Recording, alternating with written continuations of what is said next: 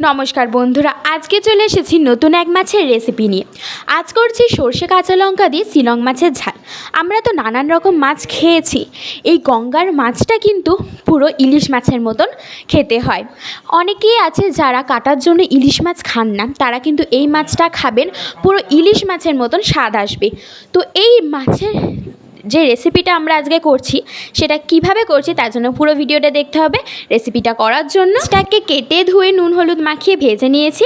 কড়াইয়ে তেল গরম হয়ে গেলে ফোড়নে দিয়ে দিচ্ছি কালো জিরে, দিয়ে ওর মধ্যে দিয়ে দিচ্ছি সর্ষে বাটা আর কাঁচা লঙ্কা বাটা, দিয়ে একটু নেড়ে চেড়ে নিয়ে ওর মধ্যে দিয়ে দিচ্ছি পরিমাণ মতো নুন ও পরিমাণ মতন হলুদ, দিয়ে একটু নেড়ে চেড়ে নিচ্ছি। সর্ষে বলে বেশি নাড়বো না, একটু নেড়ে চেড়ে নিয়ে ওর মধ্যে দিয়ে দিচ্ছি পরিমাণ মতন জল দিয়ে নেড়ে চেড়ে নিয়ে ঢাকনা বন্ধ করে কিছুক্ষণ রেখে দেবো ঝোল ফোটার জন্য। ঢাকনাটা খুলে নিচ্ছি, দেখো ঝোলটা ফুটে গেছে। এবার আগে থেকে ভেজে রাখা শিলং মাছগুলোকে দিয়ে দিচ্ছি। মাছগুলোকে দিয়ে নেড়ে চেড়ে নিয়ে ঢাকনা বন্ধ করে কিছুক্ষণ আবারও রেখে দেবো। ঢাকনাটা খুলে নিচ্ছি, ঢাকনাটা খুলে একটু নেড়ে নিয়ে নামানোর আগে ওপর দিয়ে একটু সর্ষের তেল ছড়িয়ে দিলেই রেডি সর্ষে কাঁচা লঙ্কা দিয়ে শিলং মাছের ঝাল।